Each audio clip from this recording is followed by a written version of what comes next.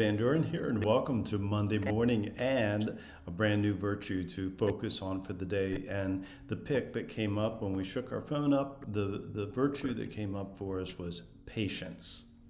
Isn't that a good one? And so I'm surprised that it didn't come up at the end of the week, but here we are at the beginning of the week, and it's a good idea for us to focus on it starting today, right? So let's read the description first, and then we'll talk about it a little bit. Patience is quiet hope and faith that things will turn out right. We trust the process of life. We are not hasty. We do not rush or allow ourselves to be overcome by pressure. Patience helps us to endure things we cannot control with a peaceful heart. We respond to mistakes or delays not with judgment, but with gentleness. We recognize the lessons that come from through waiting and receive them as gifts unfolding with divine timing. Patience brings acceptance. It calls us to be still in the moment, to be restful, and to listen deeply. Patience soothes our souls. So when I read this, I can there's only two things that come to my mind. Number one, patience as a parent, which is a whole subject that we'll talk about in just a minute, and patience with myself. And that's, personal patience, being patient and being willing to enjoy the journey and notice how the universe unfolds things to us. And when we fight and work like our tails off trying to make something happen, when we try to make something happen, manipulate things, control things, all we do is bring about a great amount of stress for ourselves. And sometimes, many times, most of the time, we don't really accomplish what we want to accomplish, or if we accomplish it, it's been accomplished in such a haste and under such stressful circumstances that even when we get what we want, we haven't enjoyed that journey. And life is a journey, right? It's not just about that destination. It's about enjoying it and watching things unfold. And so, we're not. The practice that I'm working on is not pushing things and manipulating things and trying to control things and not rushing through things, but just trusting the process of life. And when what I have found is when I trust that process of life, when I'm willing to simply work on myself and just allow myself to enjoy what is happening at that moment and recognize that this is all we have is right now. And if our emotions are in such a place that what's happening right now is making us and we're feeling angry about it or disappointed or frustrated or upset or any of the stressed out, overwhelmed, all of those things, then we really need to step back and take a look at the bigger picture, right? And have the faith that things will turn out right, because the universe is working with us, for us, in combination with us. And so, when we begin to believe that and watch things happen, you'll see that this quality of patience is really quite a great virtue.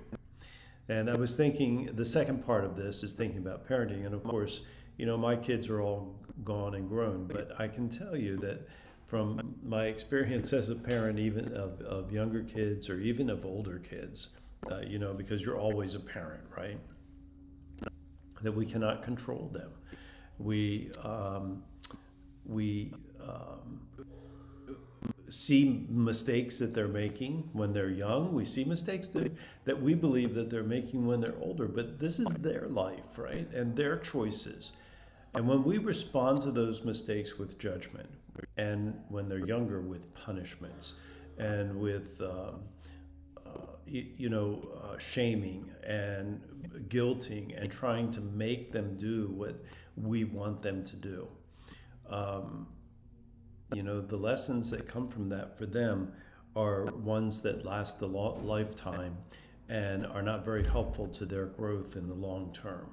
But when we respond with gentleness, when we respond with discipline, which is teaching and looking at what is happening in the future and the choices that they'll make in the future and seeing the consequences and recognizing whether they want to accept those consequences or not, then those are gifts that we're giving them for them to grow in their resilience, to grow in their own patience, right?